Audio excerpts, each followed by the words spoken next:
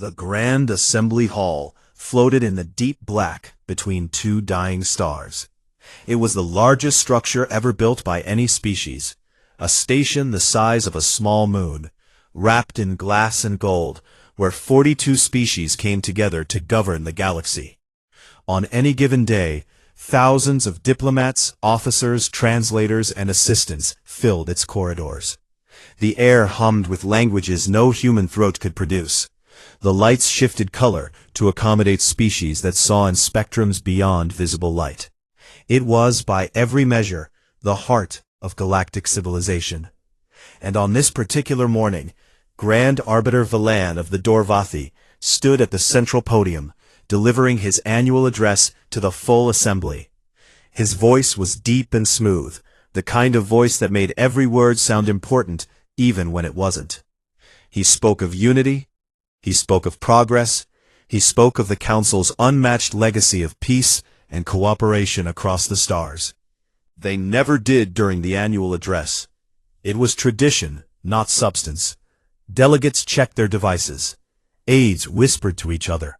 A Kalosi warlord in the back row was clearly asleep. It was Ambassador Tayen of the Arathi who noticed first. Young for a diplomat, barely 40 cycles, which was considered reckless by Arathi standards. She had been scanning the hall out of boredom when her eyes drifted to the section reserved for humanity. Section 27. 12 seats, arranged in a neat row near the middle of the hall. Good seats, not great. Humanity had never been important enough for the front row, but too useful to put in the back. Every seat was empty. Tayen frowned. She looked again. Not one human in the section. No aides standing along the wall. No bags, no devices, no coats draped over chairs. The seats didn't just look unoccupied. They looked abandoned. Like nobody had sat in them for days. She leaned toward her senior colleague and whispered, "Where are the humans?" The older Arathi glanced at Section 27, shrugged, and went back to his device. Tayen said nothing more, but she kept looking at those empty chairs. And something cold settled in her chest that she couldn't name. It took another 2 days for anyone of importance to ask the same question. Grand Arbiter Valan was reviewing session attendance records when an aide mentioned, almost as an afterthought, that the human delegation had not logged into the assembly network in 5 days. Valan paused. He asked the aide to check with the human embassy. The aide returned 20 minutes later with a strange expression.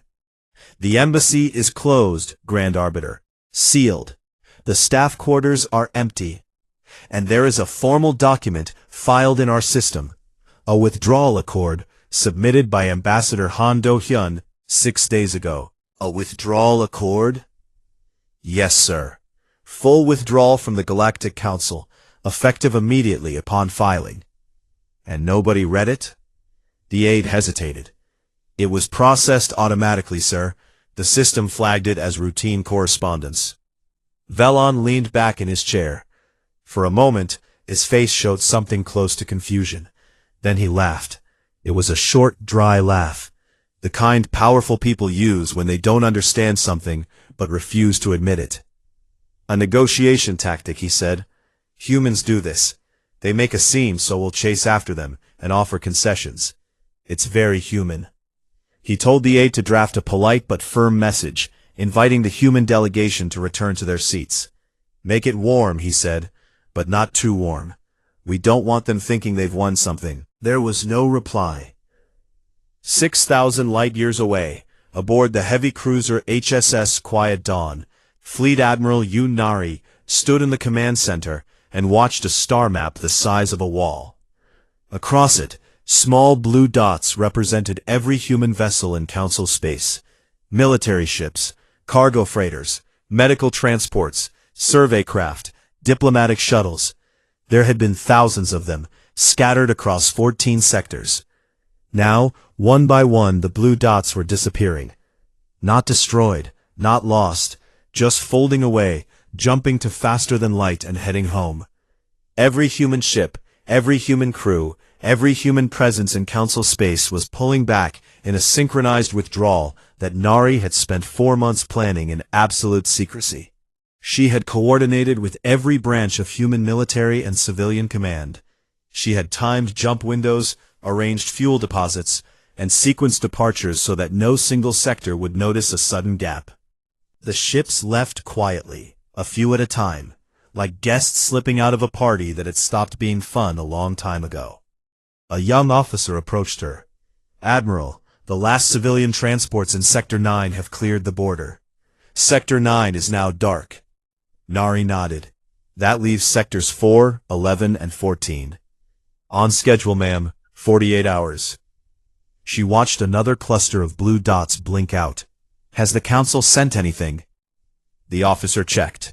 "One message, ma'am, from the Grand Arbiter's office, marked as routine diplomatic correspondence." "What does it say?" "They're inviting us back to our seats." Nari almost smiled. "Almost. File it." She turned back to the map. In another 2 days there would be no blue dots left. A century of human presence in Council space, erased in under a week. And the galaxy hadn't even looked up.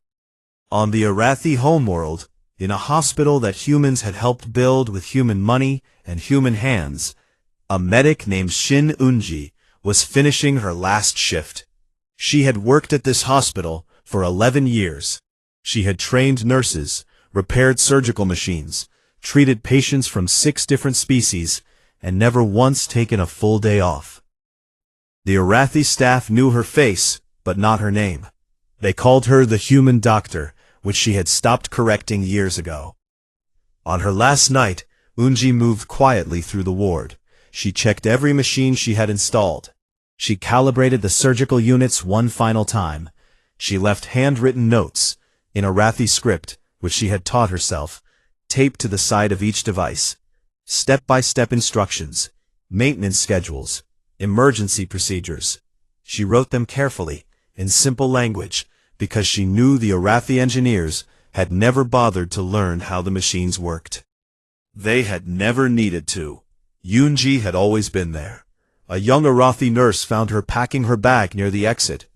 The nurse was barely out of training, quiet, with wide dark eyes that reminded Yunji of her younger sister back home. "You're leaving?" the nurse asked. "Yes." "Where are you going?" Yunji looked at her for a long moment. "Home," she said softly. The nurse hesitated. "Will you come back?" Yunji didn't answer.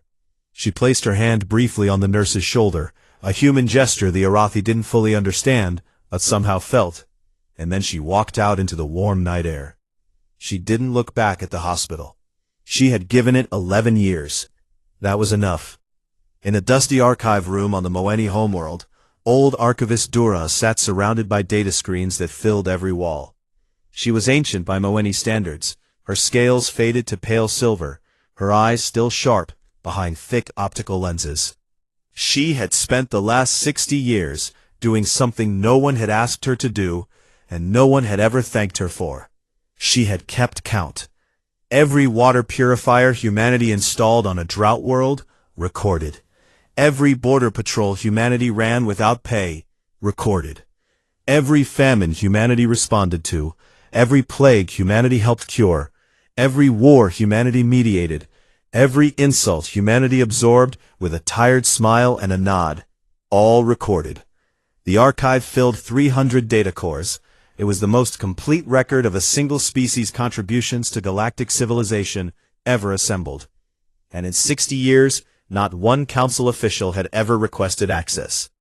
Dura stared at the latest entry, human withdrawal accord filed, no council response. She added it to the archive. Then she leaned back in her chair and spoke to the empty room. They kept count, even if we didn't. The room said nothing back. The silence, Dura thought, was going to get much louder. It started with the lights. On the Farithi Trade Hub, the largest commercial station in the eastern sectors, a string of navigation buoys along the primary shipping lane went dark. Just 12 buoys, spread across a corridor of about 200,000 kilometers. A small thing, the kind of thing nobody would notice unless they were paying very close attention. Merchant speaker Alessi was paying very close attention. She was the head of the Farithi Trade Guild, the richest and most powerful commercial body in council space.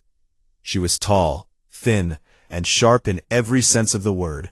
Sharp eyes, sharp voice, sharp instincts. She had built her career on knowing exactly where every coin in the galaxy was moving at any given moment. And right now, her coins were not moving at all. "What do you mean the buoys are offline?" she asked her logistics chief, her voice flat and dangerous. "They've lost power, Speaker. The relay cores have shut down. We've sent maintenance teams, but—" the chief hesitated. "The buoys are human-made. Our engineers don't have the access codes for the internal systems." Alessi stared at him. "Then contact the human maintenance office on Station 12. Station 12 is closed, Speaker. All human staff left 8 days ago." That was the moment Alessi felt the first crack. Not heard it, felt it. Somewhere deep in the structure of everything she had built her fortune on, something fundamental had shifted.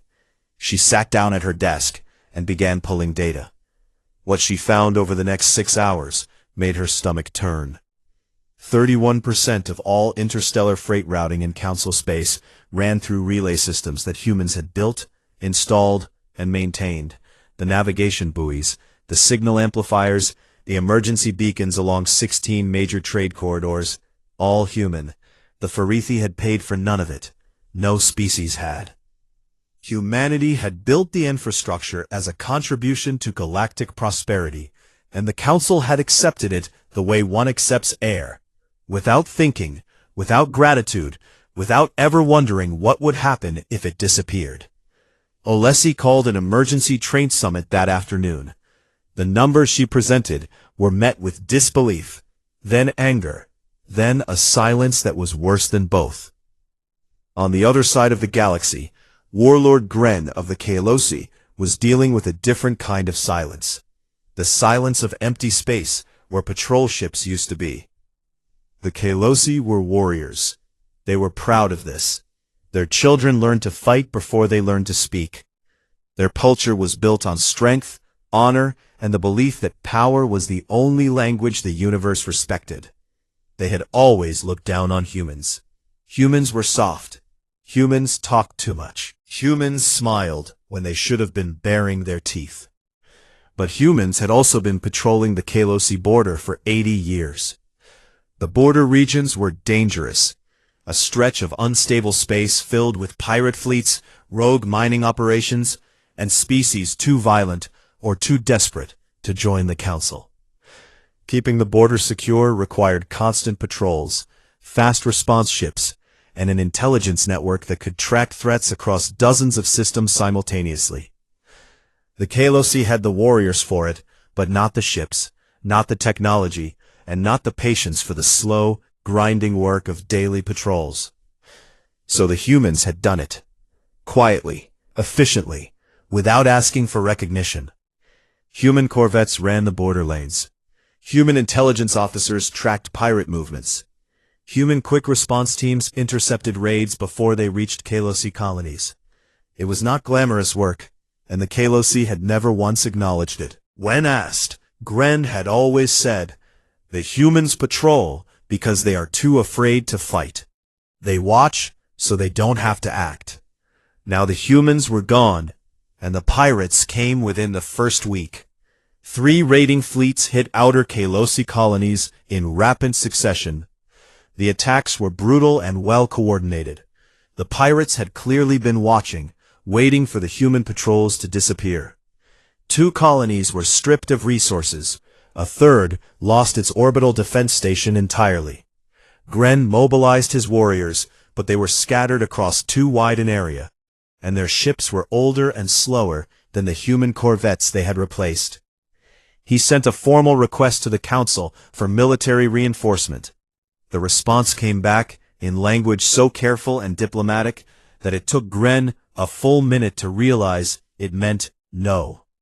The Council's standing peacekeeping fleet, he learned, had been 60% human crewed. What remained was a skeleton force barely capable of defending the Council station itself.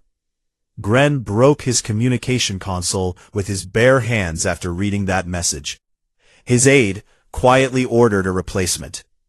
On 3 agricultural worlds in the mid-rim sectors, the crop failures began. These were not wealthy worlds.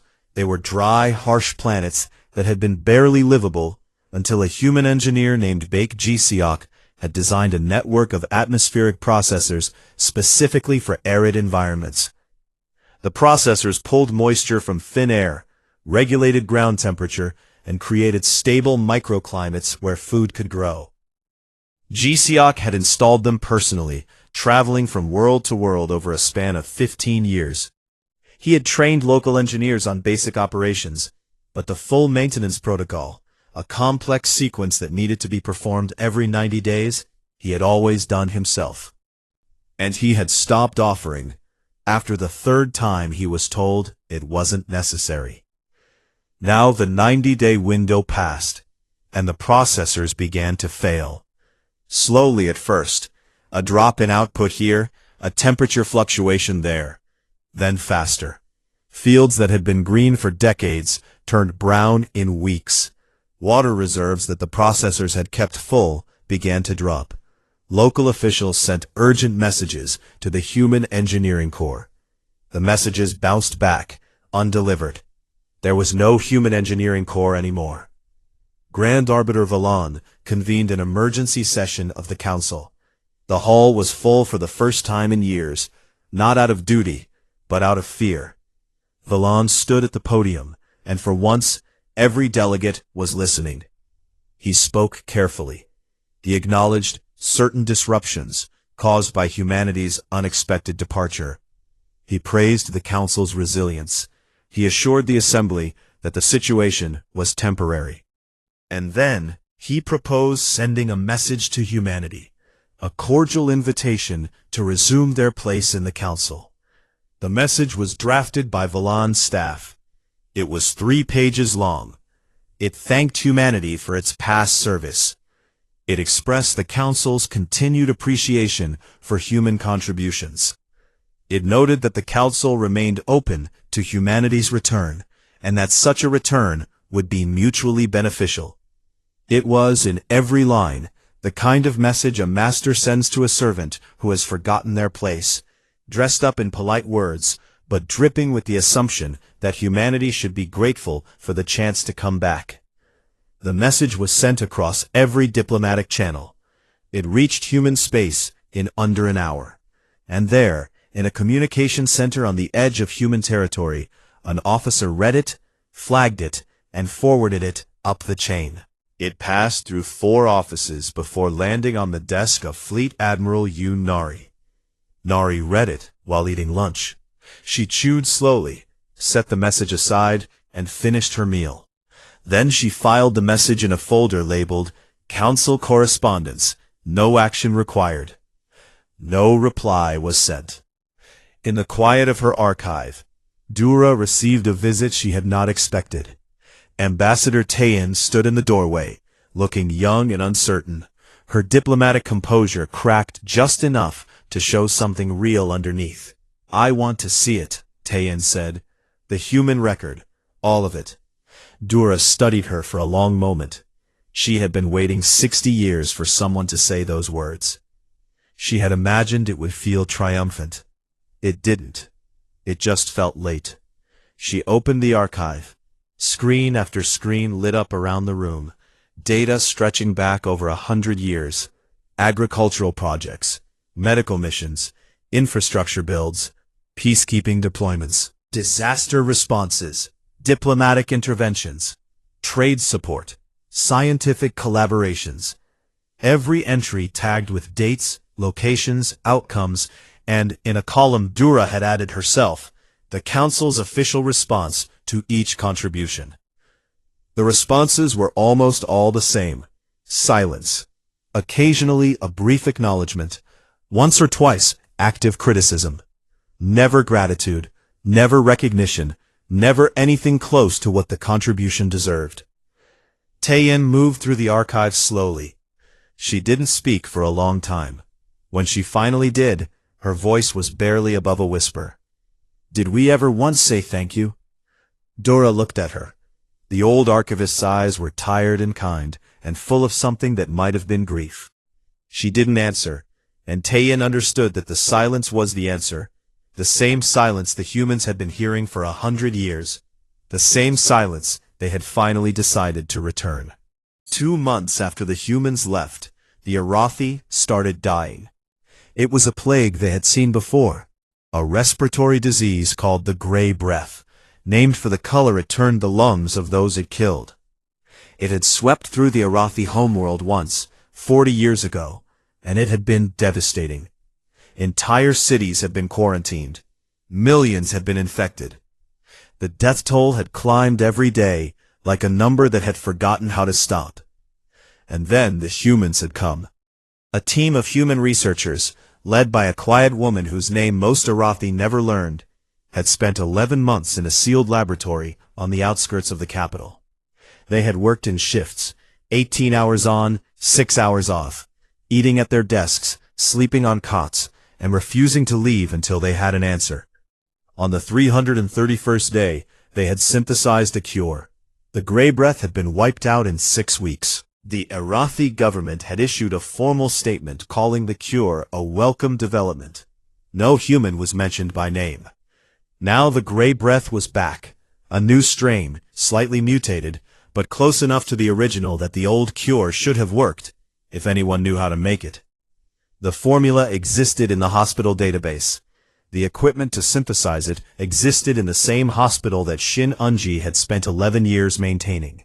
But the synthesis process required a precise sequence of steps that no Arathi scientist had ever fully learned, because Unji had always been there to do it herself. The lead doctor at the hospital, a tall, serious Arathi named Vorin, tore through every file in the system looking for documentation. He found equipment manuals, he found patient records, he found supply orders and maintenance logs. But the synthesis protocol, the exact steps, temperatures, and timing needed to produce the cure, was not in the system. It had never been formally entered. It had lived in Unji's hands, in her memory, in the way she moved through the lab with the certainty of someone who had done the same work 1,000 times. Then a young nurse, the same nurse who had asked Unji where she was going on her last night, remembered the handwritten notes. She ran to the ward where Unji had worked and found them still taped to the machines. Small sheets of paper, covered in careful Arathi script, written by a human hand that had taken the time to learn a language that was not her own. The nurse gathered every note she could find and brought them to Vorin. He spread them across a table and began reading. Most of the notes were maintenance instructions, how to clean the filters, how to recalibrate the sensors, how to replace worn parts. But tucked between them, written on 4 pages in smaller handwriting, was the synthesis protocol. Step by step, ingredient by ingredient. Every temperature, every timing, every critical detail. 3 of the pages were intact. The 4th had been damaged. Water had gotten to it at some point, blurring the ink, making several lines unreadable. The missing lines covered a critical stage in the middle of the process. Without them, the synthesis could fail. Or worse, it could produce something toxic.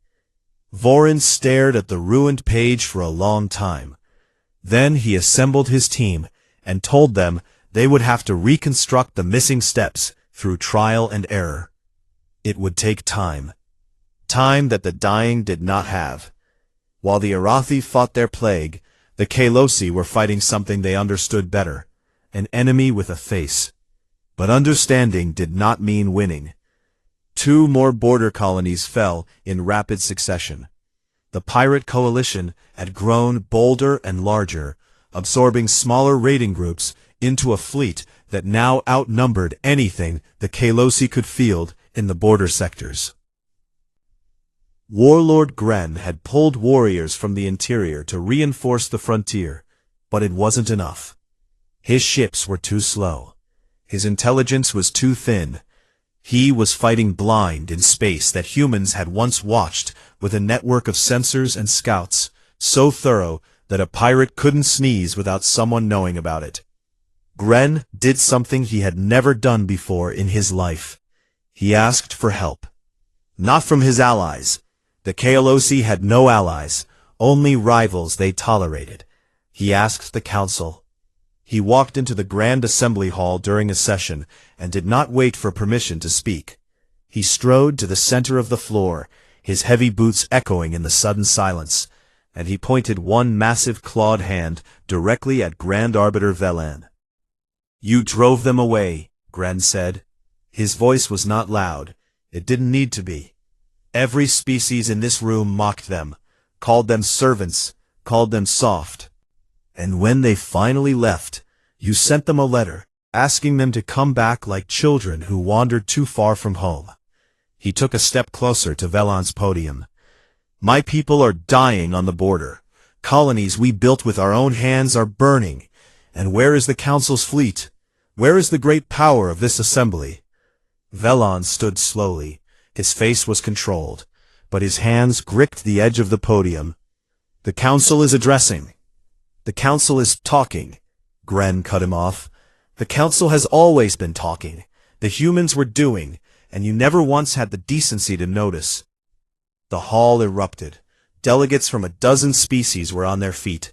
Some shouted at Gren. Some shouted at Velan. Two KLOC guards moved toward the floor, and for a moment, a terrible, frozen moment, it looked like the first act of violence in the Grand Assembly Hall in 300 years was about to occur. It did. Gren didn't start it. A Dorvafi security officer grabbed his arm to escort him out. Gren reacted on instinct, a warrior's instinct, and threw the officer 6 meters across the polished floor. The hall descended into chaos. It took 20 minutes to restore order. 3 delegates were injured. The session was suspended. That evening, merchant speaker Olesi released an economic report she had been working on since the trade lanes first went dark. She had counted everything, every shipping delay, every failed transaction, every supply chain that had broken, every contract that could not be fulfilled. She had tracked the cascading failures across sectors and species and industries. She had assigned a total value to the damage. When the number was published, several junior delegates formally challenged it as a data error. It was not a data error, it was simply a number so large that it broke the mind's ability to hold it. The economic damage of humanity's departure, in just 2 months, exceeded the total cost of the last 3 interstellar wars combined. Olesi presented the report to the emergency committee in a voice that was steady but hollow. She had spent her entire career measuring value. She had always prided herself on seeing clearly. And yet she had looked at humanity's contributions for decades and seen nothing but cheap labor and good intentions. She had never once calculated what those contributions were actually worth. None of them had.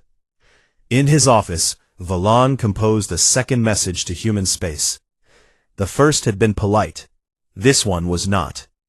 It was sharp, formal, and edged with the kind of language that diplomats used when they wanted to threaten without technically threatening. It reminded humanity of its treaty obligations.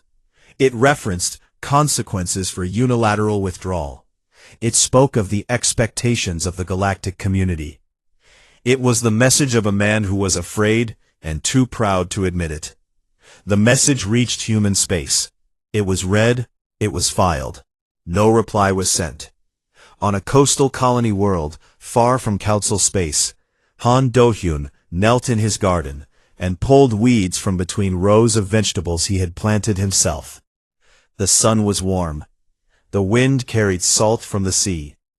His hands were in the dirt, real dirt, not the recycled soil of a space station, but earth that smelled like earth. A colleague, a former diplomatic aide who had withdrawn with him, walked over and stood at the edge of the garden. "The council sent another message," she said. "I know. They're referencing treaty obligations." "It sounds like a threat." "It is a threat." "Should we respond?" Do-hyun pulled another weed, examined it briefly, and tossed it aside. He looked up at his colleague with an expression that was not angry, not bitter, not triumphant, just calm, in the way that still water is calm. "They're not talking to us," he said quietly. "They're talking to who they thought we were." He went back to his garden. The aide watched him for a moment, then walked away. She did not bring up the council again. Back in the Grand Assembly Hall, an old Moeni scholar named Dura requested permission to address the full council. It was an unusual request. Archivists were not diplomats, and Dura had never spoken publicly in the assembly before. But the times were unusual, and the request was granted. Dura walked slowly to the center podium. She carried a single datapad. She looked small against the vastness of the hall. But her voice, when she spoke, carried to every corner without amplification. She read from the archive. She read each contribution humanity had made, one by one, and next to each, she read the Council's official response. Humans build water purification network on Dorvathi colony world. Council response, none. Humans deploy medical team during Narathi plague. Council response, formal statement, no humans mentioned. Humans patrol Kalosi border for 80 years. Council response, Warlord Gren publicly calls human soldiers cowards. She read for 40 minutes. The hall was silent.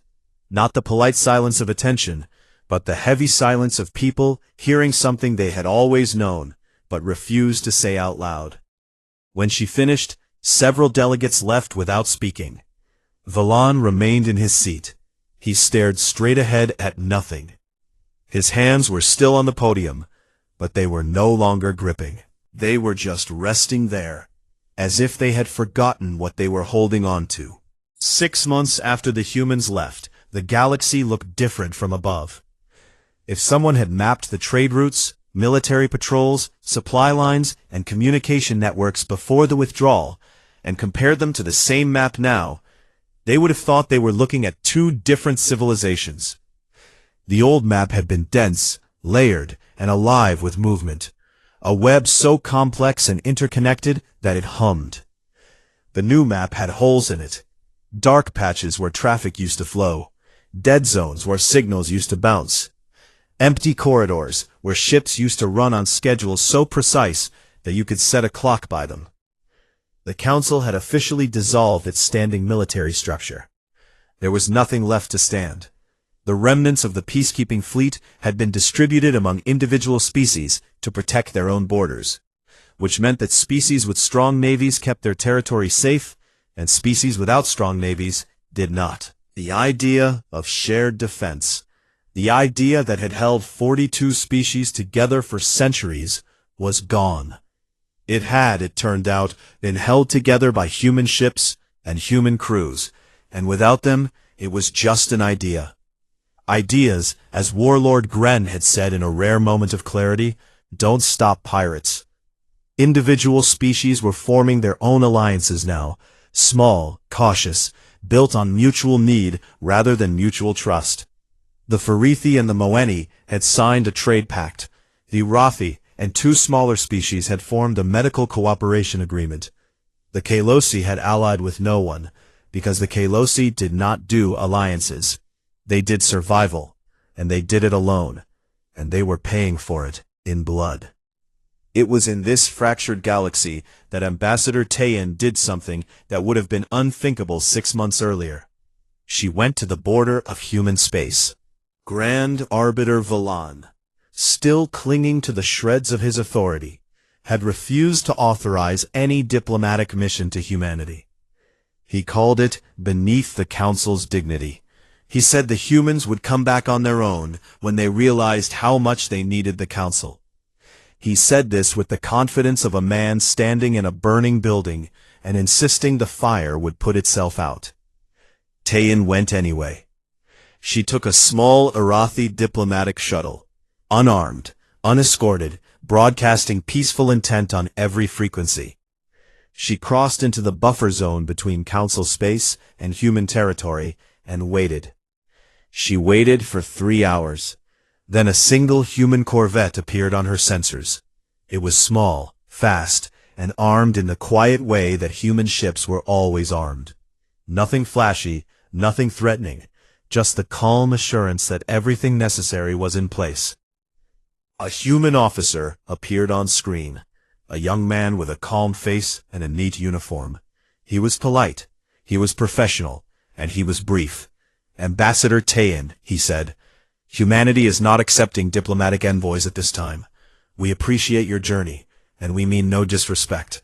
You are welcome to transmit a recorded message, which will be forwarded to the appropriate office. But we cannot permit your ship to proceed further." Tayin had prepared a speech. She had spent 2 weeks writing it, a careful diplomatic address that balanced acknowledgement of past wrongs with a forward-looking proposal for renewed cooperation. It was good. It was thorough. It was exactly the kind of thing the Council would have produced. She threw it away. "I'd like to send a personal message," she said. "Not from the Council, from me." The officer paused. Something shifted in his expression, a small softening, the kind that happens when someone recognizes sincerity. "That's acceptable, Ambassador. Go ahead." Tayin took a breath. She looked directly into the camera, knowing that her words would be recorded and sent to people she might never meet. People who had every reason to ignore her. People who had heard 100 years of empty council words and had finally decided that silence was the only honest response. "We are sorry," she said. "Not because we need you, though we do, but because we failed to see you. And that failure was a choice we made every day." The transmission ended.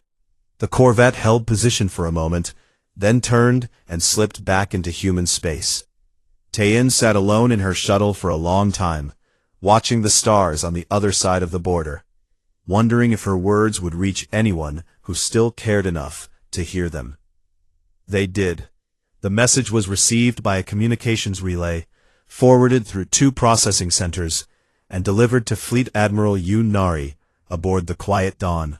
Nari was in her quarters, reviewing fleet maintenance reports, when the message arrived, flagged as personal diplomatic communication, non-council origin. She played it. She listened to the young Arathi ambassador speak into the camera with a voice that trembled just enough to be real. When it ended, Nari sat still for a moment. Then she forwarded the message to one person, Han Do-hyun. Do-hyun received it that evening. He was sitting on the porch of his house, watching the sun go down over the sea. The sky was turning orange and purple, the kind of colors that no space station could ever replicate, no matter how advanced its lighting systems were. He played the message on a small screen. He watched it once, then he watched it again. He set the screen down on the table beside him and stared at the ocean for a long time. He did not reply, but for the first time since the withdrawal, he did not immediately file the message away. He left it on the table, screen still glowing in the fading light. On the Arathi homeworld, Dr. Vorin and his team finally cracked the synthesis protocol. It had taken them 6 weeks. 6 weeks of trial and error, of failed batches and toxic byproducts, of working through the night in a lab that Shin Unji had once run alone, with steady hands and quiet confidence. The missing steps from the water-damaged page had been reconstructed through painful experimentation. 3 volunteers had gotten sick from early attempts before the team found the correct sequence. When the first successful batch of the cure was synthesized, Vorin held the vial up to the light. It was a clear liquid, slightly golden, and it looked like nothing. Just another medical solution in a lab full of them. But Vorin's hands were shaking. He didn't shake because of relief. He shook because he was remembering something. 3 times, 3 separate times over the past decade, Unji had offered to conduct a full training program for the Arathi medical staff. A comprehensive course on every piece of equipment she had installed, every protocol she had developed, every procedure she had refined. Each time the hospital board had declined. The first time they said the budget didn't allow it. The second time they said the staff was too busy. The third time they simply said it wasn't necessary. Why would it be necessary? The human doctor was right there. She wasn't going anywhere. Voron set the vial down gently. Around him his team was celebrating, hugging, crying, laughing with the release of weeks of desperate work. He didn't join them. He just stood there, holding the memory of a woman who had tried to prepare them for a day they refused to believe would come. Far from Arathi space, Warlord Gren sat alone in the command center of his flagship. The room was dark, except for the glow of tactical displays showing the positions of his remaining fleet. He had lost 3 colonies now. Thousands of Kalosi were dead or displaced. His warriors had fought bravely, they always did, but bravery alone could not cover 14 sectors that human patrols had once watched with a network so fine that nothing slipped through. Gren was not a man who apologized. The Kalosi language had a word for apology, but it was considered archaic, a relic from a softer age that warriors had long since left behind. But sitting in that dark room, staring at the empty spaces on his map, where colonies used to be, Gren wrote a message. He didn't send it to the Council. He sent it directly to humanity's military command, a channel he shouldn't have had access to, but did, because a human intelligence officer had once shared it with him during a border operation years ago, just in case. The message was short. We called you soft. We were fools. Softness that holds a line for a century without asking for glory, that is strength we do not have. He sent it and closed the channel. He did not expect a reply. He didn't want one. It was not a request. It was an acknowledgement, warrior to warrior, spoken too late but spoken at last. On a quiet farming world in human space, a retired soldier named Ko Tae-soon heard about Gren's message through a newsfeed while eating breakfast. Tae-soon was the last human to have left Council space. He had stayed behind on a border world for 2 extra days, making sure his affairs were in order, making sure nothing was left undone. He had locked his door, left food on the porch for a neighbor's child, a small Kalosi girl named Reen, who used to run to his house every evening because he made a grain porridge she liked, and boarded the final transport without turning around. Now he sat at his kitchen table, 73 years old, hands wrapped around a cup of tea, and he thought about Reen. He wondered if she was safe. He wondered if someone else was making her porridge. He wondered if she understood why the old human next door had disappeared one morning without saying goodbye. He almost looked up the border world status on the network. Almost. His hand hovered over the console. Then he pulled it back and finished his tea. Some doors once closed had to stay closed. Not because you didn't care, but because if you opened them even a crack, you'd walk through and never come back. And his people had earned their rest. Archivist Dura published her life's work that same week. She called it simply The Human Record, and she made it freely available to every species in the galaxy. No restrictions, no fees, no conditions. It was everything she had collected over 60 years. Every contribution, every response, every silence, every slight, every moment where humanity had given and the galaxy had taken without looking up. Within days, it became the most accessed document in galactic history. Species that had never thought twice about humanity were now reading page after page of what had been done for them without their knowledge. Engineers discovered that the tools they used every day were human designs. Doctors learned that the medicines they prescribed were human formulations. Soldiers found that the border maps they relied on were human surveys. The depth of it was staggering. Not because any single contribution was extraordinary, but because there were so many of them, layered on top of each other, year after year, decade after decade, until they formed the invisible foundation that the entire galaxy had been standing on. And the galaxy, reading it, finally understood what Duora had known for 60 years. The foundation had not cracked because of a disaster. It had cracked because the people who built it had simply put down their tools and walked away. And not one person had noticed the sound of their footsteps leaving. 1 year later, the galaxy had not recovered. It had survived. Barely. Painfully. With scars that would take generations to fade. But it had not recovered. Recovery implied returning to what was, and what was could never be again, because what was had been built by hands that were no longer there. The 42 Species Council was gone. In its place stood a loose coalition of 26 species who had agreed to cooperate on trade, security, and basic infrastructure. 16 species had chosen isolation, retreating to their own systems, closing their borders, and deciding that depending on others was a mistake they would not make twice. The grand vision of galactic unity that Valan had spoken of so proudly in his annual addresses had not died with a bang. It had died with a long, slow exhale, like a patient who simply stopped breathing because they were too tired to continue. The new systems being built to replace human infrastructure were functional but inferior. Shipping lanes that human relay buoys had kept running at perfect efficiency now operated with delays and dead zones. Medical protocols that human researchers had refined over decades were being relearned from scratch by species that had never bothered to understand them. Agricultural stations modeled on Baek Ji-Sok's designs were being constructed on famine worlds, but they took 3 times as long to build and produced half the yield.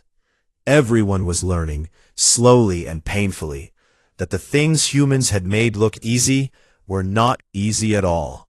They had only looked that way because the humans had been very, very good at them. Grand Arbiter Valan announced his resignation on a quiet morning, without ceremony. There was no grand assembly for his farewell. The assembly hall was half empty most days now, and Valan had long since stopped pretending that his authority meant what it used to mean. He stood at the same podium where he had once laughed off humanity's departure, and addressed the delegates who bothered to attend. His speech was short.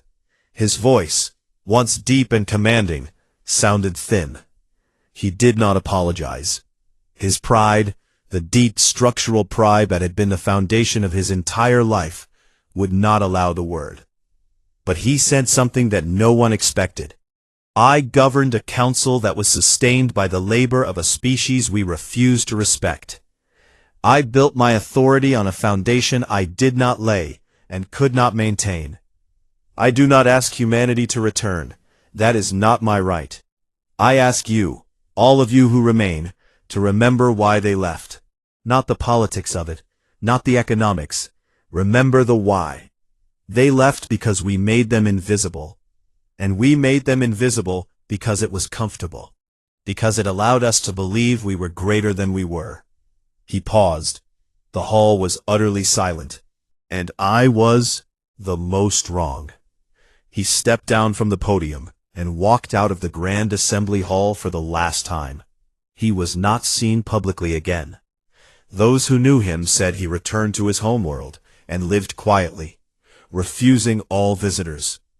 Whether he found peace or simply found silence, no one could say. Perhaps for Valan, they were the same thing. Ambassador Tayin was elected as the new council speaker 3 weeks later. She was the youngest speaker in the history of the institution, and the first Irathi to hold the position. She accepted the role with a calm that surprised those who expected celebration. She did not celebrate. She understood that she was not inheriting an honor. She was inheriting a debt. Her first official act was the establishment of what she called the Doctrine of Acknowledged Contribution. It was a binding legal framework, not a suggestion, not a resolution, not a polite agreement, but law. That required every member species' labor, sacrifice, and support to be formally recorded and publicly recognized by the Council. Every contribution, no matter how small, would be documented. Every species that gave would be seen. The delegates who voted for it understood what it was, even if the official language didn't say it. The younger aides in the hall, the ones who hadn't been around long enough to learn the council's habits of careful language, called it by a simpler name. They called it the human law. Taeyin didn't correct them. In human space, the world had turned inward. The great fleets that had once patrolled alien borders now orbited human worlds. The engineers who had built infrastructure for other species were building for their own. The doctors who had cured alien plagues were tending human clinics. The diplomats who had mediated other species' wars were governing human colonies. It was a quieter life, a smaller life in some ways, but it was theirs. And for the first time in a century, that was enough. Fleet Admiral Yoon Nari oversaw the decommissioning of the Quiet Dawn on a bright afternoon at the orbital dry dock above Earth's moon. The ship had served for 32 years. It had carried ambassadors to alien capitals, evacuated refugees from dying worlds, and coordinated the largest peaceful withdrawal in galactic history. Now it would be dismantled, its components recycled into new ships that would patrol human space and nothing more. A journalist who had followed Nari's career asked her, as the final systems were powered down, whether humanity would ever rejoin the galactic community. Nari watched the lights on the Quiet Dawn flicker out, one by one, deck by deck, like a building going to sleep. She took her time answering. "People keep asking us that," she said. "They frame it like we're waiting for something, an apology, a concession, a guarantee. But that's not it. We didn't leave because we were angry. Anger burns out fast, and you can negotiate with anger." She paused. "We left because we were tired. 100 years of tired. And there's no treaty that fixes tired. There's no diplomatic accord that gives you back the years you spent holding up a roof for people who never looked up to see who was holding it." The journalist asked if the door was closed forever. Nari considered. "Doors are just doors," she said. "They open and close. But we're not standing next to it anymore, waiting for someone to knock. We're in the other room now, living our lives. If someone knocks loud enough, and for the right reasons, maybe we'll hear it. Maybe." She walked away from the dry dock without looking back. On his colony world, Han Do-yoon received one final message. It came from Taeyin, not through official channels, but through a personal address that had been routed through 3 different systems to reach him. It was not a diplomatic communication. It was a letter. Attached to the letter was a copy of the human record, Dura's complete archive, every page, every entry, every contribution, and every silence. Taeyin had added a note at the beginning, handwritten in a script that Do-yoon recognized as traditional Arathi, the formal script used only for matters of deep personal significance. The note read, "We see you now. I know it's late." Do-yoon read the note in his garden. The vegetables he had planted months ago were grown now, tall and green, and heavy with fruit. The sea breeze carried the smell of salt and earth, and the sun was doing the thing it did every evening on this world, turning the sky into colors that no space station can replicate. He sat with the message for a long time. He thought about the years he had spent in the Grand Assembly Hall, sitting in Section 27, listening to speeches that never mentioned his people, except as a footnote. He thought about the withdrawal accord he had signed alone in a quiet room, the way his hand had been steady but his heart had not. He thought about all the words he could have said, the speeches he could have given, the accusations he could have made, the anger he could have shown, and how in the end he had chosen silence, because silence was the only language the council had ever truly spoken to him. He picked up his communication device and wrote a reply, not to the council, not to the coalition, not to any institution or office or title. He wrote to Taeyin, personally, the way one person writes to another when the walls between them have become thin enough to see through. 3 words. It's a start. He sent the message and went back to his garden. The sun continued to set. The sea continued to move. And somewhere, on the other side of a galaxy that was still learning how to stand on its own, a young Irathi diplomat read 3 words on a screen and allowed herself, for the first time in a year, to hope. The final scene belonged to Ko Taesun. He was sitting on the porch of his farmhouse, the way he sat every evening, a cup of tea in his hands, his old boots resting on the railing, his eyes on the sky. The farming world he lived on was quiet and flat, and full of the kind of slow, steady beauty that only people who had seen too much of the galaxy could properly appreciate. A transport ship passed overhead, high up, just a dark shape against the evening clouds. Not a human ship. Not a council ship. Just a ship, going somewhere, the way ships did. Taesun watched it cross the sky and disappear beyond the horizon. He thought about the galaxy. He thought about the borders he had patrolled, the stations he had guarded, the long nights he had spent watching sensor screens in sectors that nobody back home had ever heard of. He thought about the Kalosi girl, Reen, and the porridge he used to make her, and the way she would sit on his porch steps and eat it with both hands, getting it all over her face, looking up at him with eyes that didn't see a human or an alien or a soldier, just the old man next door who made good food and never raised his voice. He thought about Gren's message, the warlord who had spent a lifetime calling humans weak, and then sitting alone in a dark room had found the strength to say he was wrong. Taesun had been a soldier long enough to know what that cost a man like Gren. It cost everything. And it mattered anyway. He looked down at his hands. They were old hands, rough, scarred, thick with calluses from decades of work that the galaxy had never noticed and never thanked him for. They were steady hands. They had held weapons and tools and the hands of wounded friends.